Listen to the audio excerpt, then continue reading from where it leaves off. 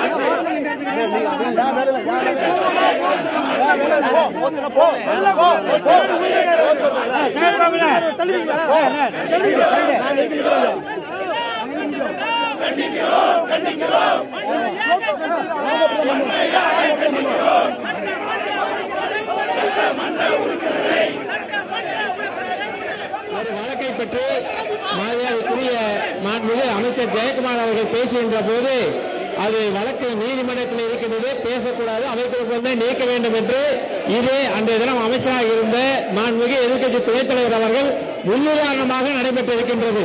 நீதி விசாரணையில் இருக்கும் எப்பொருள் மீதும் தம் கருத்தை சொல்லவோ அப்பொருள் பற்றி குறிப்பிடவோ கூடாது என்று 91வது விதி தெளிவாக இருக்கிறது. ஆகவே நீதி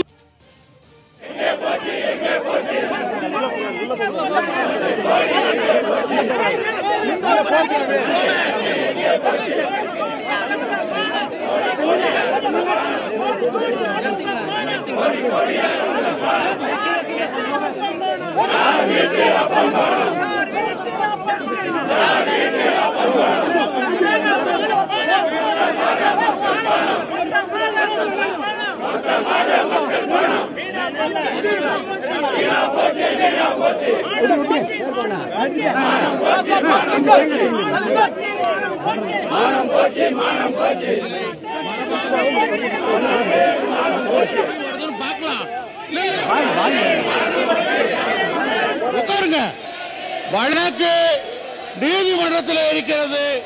நீதிமன்றத்தில் இருப்பதை இங்கே பேச முடியாது. நீங்க என்ன பண்றாலும் சரி, நான் அனுமதிக்க முடியாது. மாண்புமிகு மின்துறை அமைச்சர் என்ன சொல்லுங்க. மாண்புமிகு பேரவைத் தலைவர் அவர்களே, 2011ஆம் ஆண்டு ஜனவரி மாதம் 14ஆம் தேதி நடைபெற்ற சட்டமன்ற கூட்டத்தொடரில் ஒரு வழக்கை பற்றி மரியாதைக்குரிய மாண்புமிகு அமைச்சர் ஜெயக்குமார் அவர்கள் பேசுகின்ற போது அது வழக்கு நீதிமன்றத்தில் இருக்கின்றது, பேசக்கூடாது, அவைக்குழுவை நீக்க வேண்டும் என்று இதே அன்றைய தினம் அமைச்சராக இருந்த மாண்புமிகு எதிர்க்கட்சி துணைத் தலைவர் அவர்கள் முன்னுதாரணமாக நடைபெற்றிருக்கின்றது. நீதி விசாரணையில் இருக்கும் எப்பொருள் மீதும் தம் கருத்தை சொல்லவோ அப்பொருள் பற்றி குறிப்பிடவோ கூடாது என்று 91வது விதி தெளிவாக இருக்கிறது.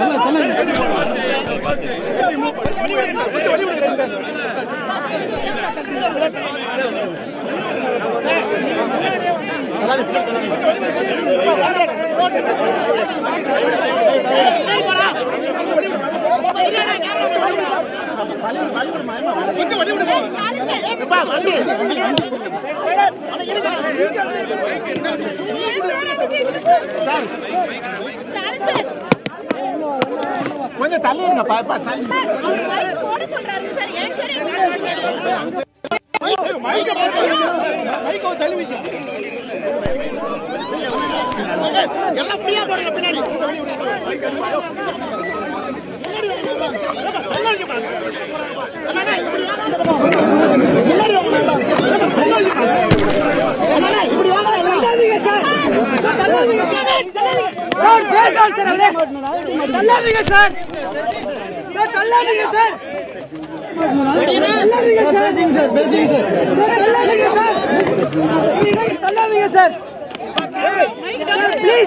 சார்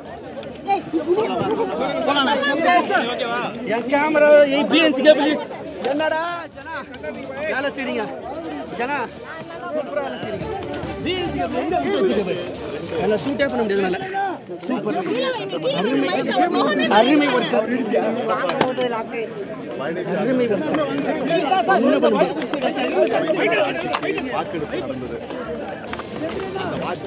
நேரத்தில் அன்றைக்கு திராவிட முன்னேற்றக் கழகம், காங்கிரஸ், இந்திய யூனியன் முஸ்லீம் லீக் கட்சி உள்ளிட்ட அத்தனை சட்டமன்ற உறுப்பினர்களும் நாங்கள் ஒட்டுமொத்தமாக ரகசிய வாக்கெடுப்பு நடத்த வேண்டும்.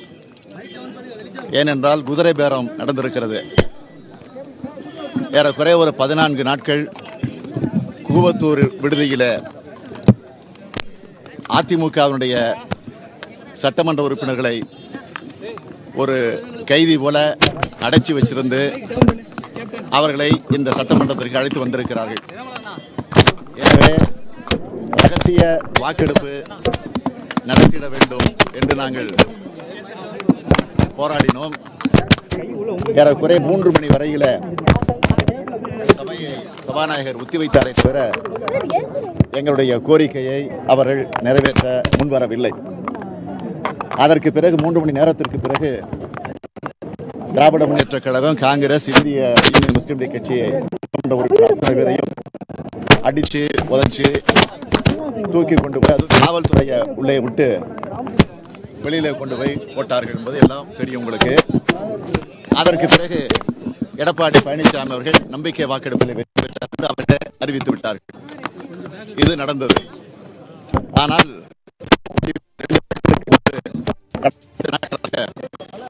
டைம்ஸ் நவ் என்கிற ஆங்கில தொலைக்காட்சியில்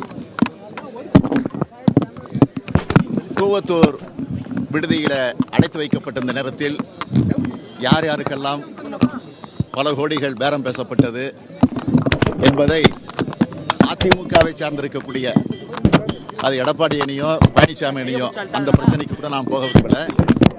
அதிமுகவுடைய சட்டமன்ற உறுப்பினராக இருக்கக்கூடிய, அதுவும் இப்போ அவையில் இருக்கக்கூடிய கனகராஜ், சரவணன் என்ற 2 சட்டமன்ற உறுப்பினருடைய அந்த பேட்டி ஒரு குறிப்பிட்ட ஒரு தொலைக்காட்சி, அதாவது டைம்ஸ் நவ் என்கிற தொலைக்காட்சி அதை முறையாக பதிவு செய்து அதை கடந்த 2 நாட்களாக வெளியிட்டுக் கொண்டிருக்கிறது. அப்படி வெளியிடப்படுகிற நேரத்தில் அவர்கள் யார் யாருக்கு எவ்வளவு தொகை வழங்கப்பட்டிருக்கிறது என்பதை தெளிவாக சொல்லியிருக்கிறார்கள். சம்பந்தப்பட்டிருக்கக்கூடிய சரவணன் என்கிற சட்டமன்ற உறுப்பினர் கூட நானே கிடையாது என்று காலையில செய்தி சொல்லுகிறார், பத்திரிகையாளருக்கு பேட்டி தருகிறார். மாலையிலே நான் தான் அது என்று ஒப்புக்கொள்கிறார்.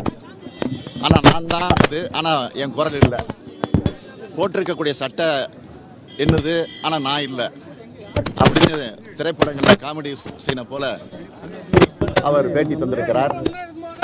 ஆகவே இந்த பிரச்சனையை சட்டமன்றத்தில் நேரமில்லா நேரத்தில் எதிர்க்கட்சி தலைவர் முறையில நான் இதை எழுப்பி உடனடியாக சம்பந்தப்பட்டிருக்கக்கூடிய சட்டமன்ற உறுப்பினர்கள் அதற்கு பதில் சொல்ல வேண்டும். அது மட்டுமல்லாமல் இது குதிரை பேர அடிப்படையில் தான் இந்த வாக்கெடுப்பு வெற்றி பெற்றிருக்கிறது என்பது 2 சட்டமன்ற உறுப்பினர் தந்திருக்கக்கூடிய வாக்குமூலங்கள் மிக தெளிவாக வெளிப்படுத்துகிறது. எனவே இந்த ஆட்சி உடனே கவிழ்க்கப்பட வேண்டும், கலைக்கப்பட வேண்டும், ராஜினாமா செய்ய வேண்டும். வாக்கெடுப்பை சபாநாயகர் உடனடியாக ரத்து செய்ய வேண்டும். அது மட்டுமல்ல, உடனடியாக இதில் யார் யார் சம்பந்தப்பட்டிருக்கிறார்கள், எங்கெங்கு பணங்கள் எல்லாம் பேரம் பேசப்பட்டு யார் யாருக்கு வழங்கப்பட்டிருக்கிறது என்பதை குறித்து உடனடியாக அரசே முன்வந்து சிபிஐ விசாரணை நடத்திட வேண்டும் என்று எடுத்துச் சொல்ல வேண்டும் என்ற அடிப்படையில் தான் இன்றைக்கு சட்டமன்றத்தில் நேரமில்லா நேரத்தை பயன்படுத்தி நான் எழுப்புவதற்கு முயற்சித்தேன். ஆனால் இதையெல்லாம் நான் பேசிவிடுவேன் என்று அவர்கள் திட்டவட்டமாக என்னை பேச அனுமதிக்கவில்லை. அதற்கு பிறகு கடைசி வரை போராடி பார்த்தோம். அதற்கு பிறகு அவர்கள் அதற்கு செவி சாய்க்காத காரணத்தால் அவர்களே சபாநாயகர் அவர்கள் எங்களை அவையிலிருந்து கட்டாயப்படுத்தி வெளியேற்றி இருக்கிறார்கள். எனவே நாங்கள் இன்றைக்கு வெளியேற்றப்பட்டிருக்கிறோம். இது வன்மையாக கண்டிக்கத்தக்கது.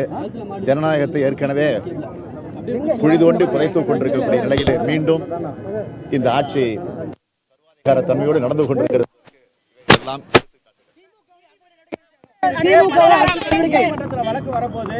அப்படி இருக்கும்போது நீதிமன்றத்தில் உள்ள பொருள் குறித்து சட்டப்பேரவையில் நான் வாதத்திற்கு காவேரி பிரச்சனை நீதிமன்றத்தில் இருக்கு, முல்லை பெரியாறு பிரச்சனை நீட்டு பிரச்சனை நீதிமன்றத்தில் இருக்கு.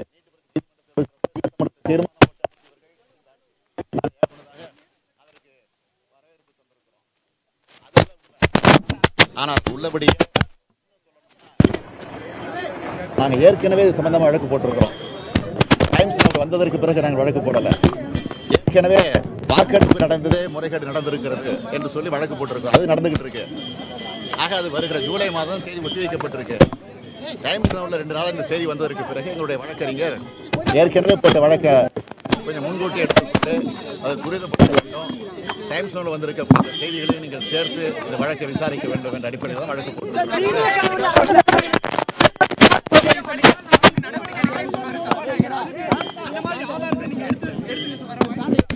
ஆதாரங்களை எடுத்து வைக்க அவசியமே இல்ல. நாட்டுக்கே தெரியும், மக்களுக்கு தெரியும்.